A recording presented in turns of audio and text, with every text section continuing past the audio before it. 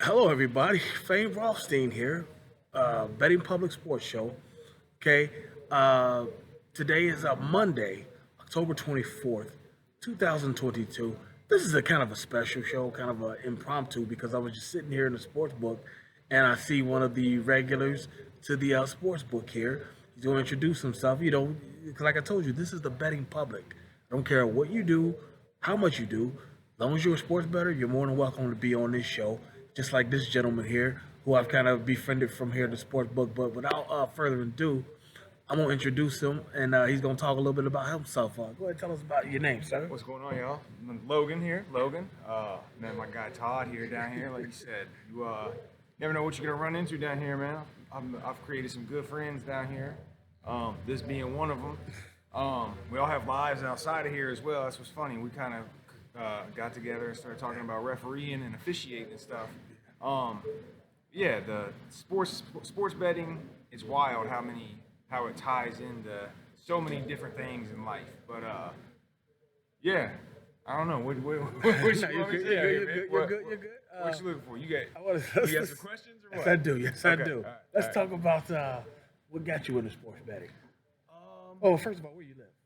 So I'm not far from here actually. Up in Brighton, Indiana. So Okay. I'm about 15 minutes away from the book here. Okay, so he's a local here. So what got you into sports? So what got me into sports betting? So I used to always bet like growing up, just between friends, right? Like little BS bets between your homies, right? Right. But so one of those friends, it was actually during the COVID, during 2020. So it was like July, August, whatever, when sports were shut down, right? There wasn't anything going on. Yeah. And we were supposed to link up. We were supposed to go do something, whatever. He was running late. And then when we met up, he was like, oh, I was down there. I was putting some bets in or whatever. And I was like, put some bets in? On what, man? Like the whole sports world shut down, you know? So I guess soccer had just started back up or what, you know. So he got talking about it. He's like, man, you can win some good money down there. He's like, you should do it, man. He's like, with all your knowledge and what you know about sports and all, he's like, you should get into it. And I'm a hardworking man. I own a construction company. So we work hard for your money, just like everybody, right? Right, And that's right. what So you don't want to go out there just throwing your money away. So that was on like a Thursday or something. So I for that whole weekend, the NBA, they're playing in a bubble. I wrote down that whole weekend. I kept notes on like what I would bet. Started actually looking at the lines because when I used to bet with my friends and bet with my boys and homies and stuff, it would just a lot of times it would just be a straight up bet. Like fuck the spread, we're not doing that. Right? Right, Just straight, right. just, you like this team, I like this team. Here's what it is, and you agree on it, whatever. Right.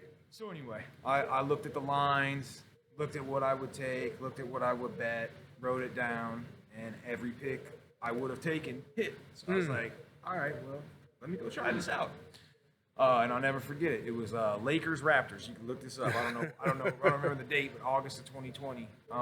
Lakers and Raptors, and I took the Lakers and the over, and I put like $300 or $400 on the bet. So it was a little two-teamer, right? Is that a bubble game? It was a bubble game. Yeah, like I said, they had just started back up, and Anthony Davis hit a 4-point play with like under a minute to go, and that's what put the Lakers up for good and hit the over.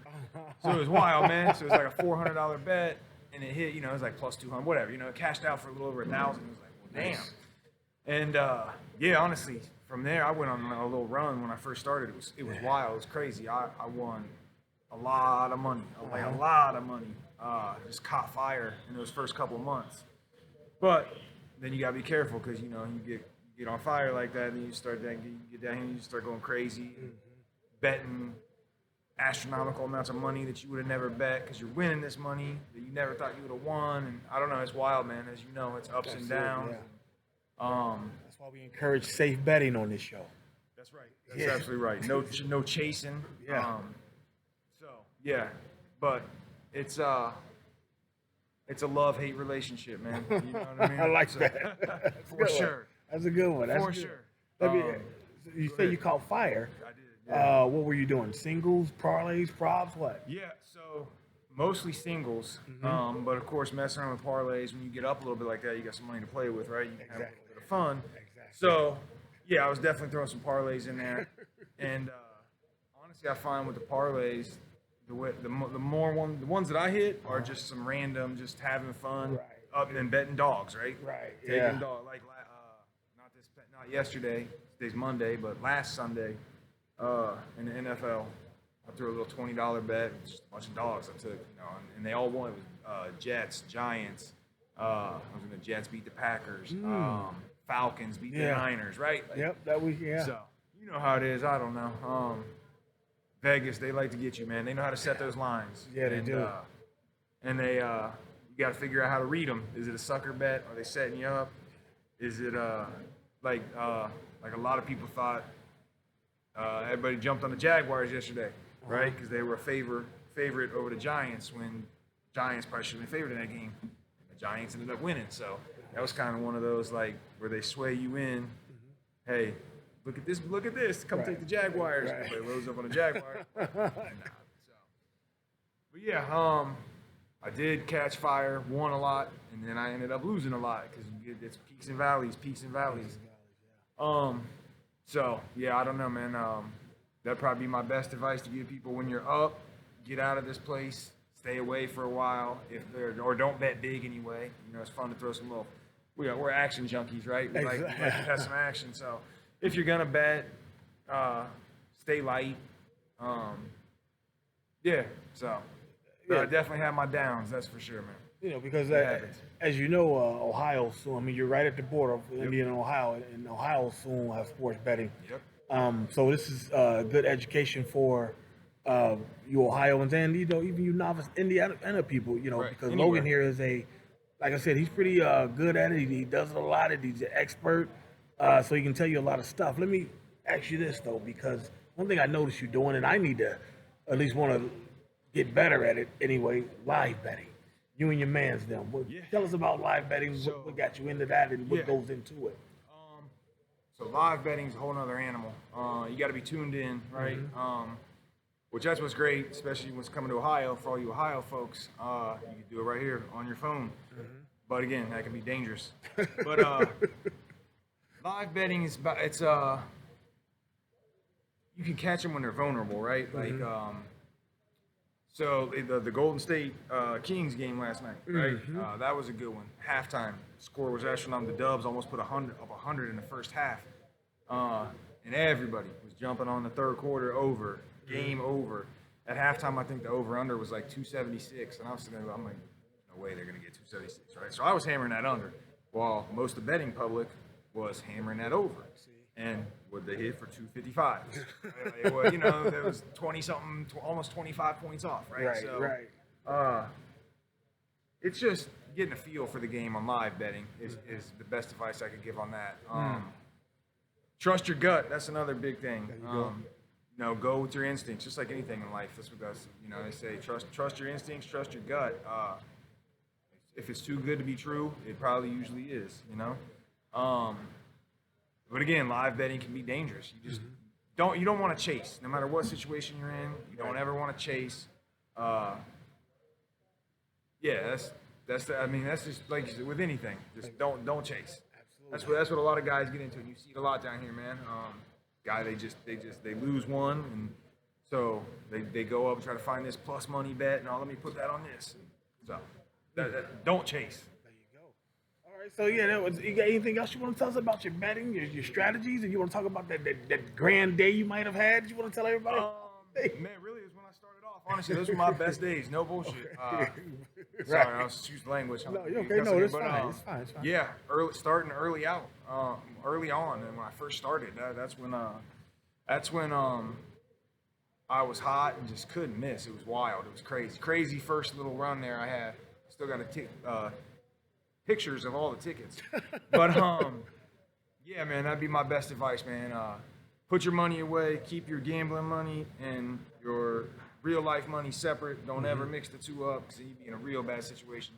Don't ever borrow money from people. I see that in here all the time. Guys get themselves in trouble, man. And you get hemmed up in the parking lot. You don't want that, man. You don't want that. We've seen it all here. That's it, man, for sure. But my best advice: single bets, man. The parlays are fun, but that's Vegas's best friends is the parlays. So single bet, find something you like and hit it. And then again, don't chase. If you lose, on to the next one, right? Don't get too caught up on a loss. Let me think here. I'm trying to think of some other good advice I got. That's the biggest one though. Single bets. If you're in this, obviously I do it as an investment, right? I'm trying to win money. I'm not. It's for fun as well, but I want to win. And the way you win and stay ahead is single bets. You're never gonna stay ahead on parlays. You just throwing money out. And as like I said, they're fun. Don't get me wrong, because you get those huge hits. I'm not so. And it's nowhere near as rewarding. You make a $20,000 bet. Yeah, it's great if you win at almost even money or whatever. You know, you win 18,000, cash out for almost 40. That's great, but that sucks when you lose. To whereas, you know, you could throw a $100 bet in and hit for 20, right? So, and that's what gets people, right? It's that chasing that high. They see. So, but yeah, just stay consistent. Stay humble is another one. You get guys get down here and get cocky. It's not. It's nothing we do has anything to do with what goes on. People get into that the jinxes and whatever. But yeah, stay humble and single bet, man. There you go. All right, folks. So that's my man Logan here. Like I said, he's another regular here at the sports book here. This was just an impromptu show.